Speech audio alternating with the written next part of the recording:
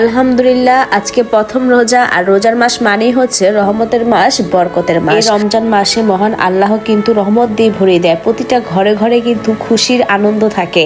আর এই রমজান মাসে শুধু রোজা না, সাথে কিন্তু আমাদের নামাজও পড়তে হবে। ইফতারের জন্য কিন্তু আমরা অনেকেই অনেক ধরনের খাবার খেয়ে থাকি। সবাই কিন্তু প্রথমে কিছুদিন ভাজা পোড়া খায়, তারপর হচ্ছে চেঞ্জ করে এক এক দিন এক এক রকম খাবার খায়। তবে হ্যাঁ, রোজার কিছু কাজ আগে থেকে আগিয়ে নেওয়াটা অনেক বেশি ভালো। তবে রোজার মধ্যে কোনো সমস্যা হয় না। খুব সুন্দর করে ইফতারির সময় কিন্তু সময়টা ম্যানেজ করে খুব সুন্দর করে কিন্তু ইফতারের আয়োজনগুলো করা যায়। তবে আমি হচ্ছে ইফতারের আয়োজনের জন্য কিছু খাবার আগে থেকেই বানিয়ে ফ্রোজেন করে রেখেছি। আর এই ভিডিওগুলো কিন্তু আমি 2 দিন আগেই করে রেখেছিলাম, 2 দিন আগেই খাবারটা আমি বানিয়েছি। যেহেতু আমার অনেক বেশি ঠান্ডা, আমি কথা বলতে পারি না ঠিক করে, ভয়েসও দিতে পারছি না, তাই আমি এই ভিডিওটা অনেক লেট করে ভয়েস দিয়ে পোস্ট করলাম। দিন রোজা রেখে অনেকেই কিন্তু ইফতারের সময় ভাজা খাবারগুলো একটু কম খায়। তবে আমার বাসায় কিন্তু প্রতিদিনই কোনো না কোনো ভাজা আইটেম করতেই হবে, কারণ আমার বাসায় একজন আছে যে সব কিছু উল্টিয়ে যাক, তার ভাজা খাবার কিছু থাকতেই হবে। তার ভাজা খাবার খুব বেশি পছন্দ।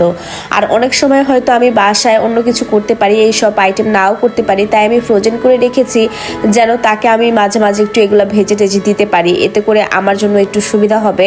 প্রথমে আমি চিকেন আর ভেজিটেবল দিয়ে একটা পুর বানাই। আর এইটা হচ্ছে আমরা যেমন পুলি পিঠা খাই মিষ্টি, আবার কিন্তু ঝাল পিঠাও খাই। সো আমি হচ্ছে এটা ঝাল স্পাইসি ভেজিটেবল পুর বানিয়ে, এটা হচ্ছে আমি পুলি পিঠার ভিতরে যে পুরটা থাকে সেটা হচ্ছে এটার ভিতরে দিয়ে আমি পুলি পিঠা টাইপের বানিয়েছি। আর এটা হচ্ছে আমি ডিপ ফ্রিজে ডিপ করার পরে তারপর হচ্ছে বক্সে ভরে রেখে দিয়েছি। এটা জাস্ট ইফতারের 5 মিনিট আগে বের করে জাস্ট হচ্ছে সাথে সাথে আমি তেলে দিয়ে ভেজে নিব, তাহলেই হয়ে যাবে। আর এটা খেতে কিন্তু অনেক বেশি ভালো, মজা আর হেলদিও, যেহেতু এটাতে চিকেন আছে। চিকেন পুরটা দিয়ে কিন্তু আপনারা চাইলে রোলও বানাতে পারেন, সমোচাও বানাতে পারেন। আমি কিন্তু সমোচা বানিয়েছি, তবে ওইটার পুরটা আলাদা। যেহেতু আমি ইফতারিতে খাবো, তো আমি দুইটার টেস্টকে আলাদা রাখার জন্য ওইটার পুরটা আমি আলাদা রেখেছি। ওইটাতে কোনো সবজি আমি ব্যবহার করিনি, জাস্ট রেস্টুরেন্টে যেরকম সমোচা তৈরি করে যে পুর ব্যবহার করে সেটাই ব্যবহার করে। চাইলে কিন্তু এই খাবারটা অন্যভাবেও বানাতে পারেন। আপনারা গরুর মাংস দিয়ে আপনাদের পছন্দ মতো সবজি দিয়েও বানাতে পারেন। পুরটা কিন্তু একদম ইজিতেই বানাইতে পারবেন। জাস্ট হচ্ছে চিকেনটা আগে থেকে হচ্ছে আধা ঘন্টা আগে আদা রসুন আর এবার হচ্ছে সমোচার পুর। আর এই সমোচার পুরটা বানানোর জন্য কিন্তু আমি চিকেন আগে সিদ্ধ করে নিয়েছি।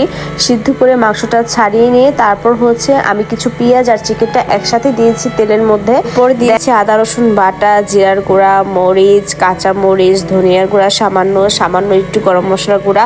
দেন যখন আমার চিকেনটা হয়ে গিয়েছে, একটু সয়া সসও দিয়েছিলাম। আর নামানোর আগে হচ্ছে আমি কিছু কাঁচা পেঁয়াজ দিয়ে দিয়েছি। আর কাঁচা পেঁয়াজ ধনেপাতা দিয়ে কিন্তু বেশিক্ষণ আর নাড়ানো যাবে না, জাস্ট 2 মিনিট নাড়াচাড়া করে কিন্তু নামিয়ে ফেলতে হবে। পুরটা বানানো কিন্তু একদমই সহজ, তবে সমোচা বানাতে কিন্তু একটু কষ্ট, যে ভাজটা সেটাতে একটু কষ্ট। এটা আমার হাজবেন্ড আমাকে হেল্প করেছে। আর আমি হচ্ছে পরবর্তী সময় এটা ভিডিও নিয়ে রেখেছি। আমি যখন বানাচ্ছি তখন অনেক বেশি ব্যস্ত ছিলাম, আমি একদিনে এত কাজ করেছি, তো সব কিছুর ভিডিও আমি নিতে পারিনি। তো যতটুকু ছিল আমার কাছে তা দিয়ে হচ্ছে আপনাদের সাথে শেয়ার করে নিয়েছি।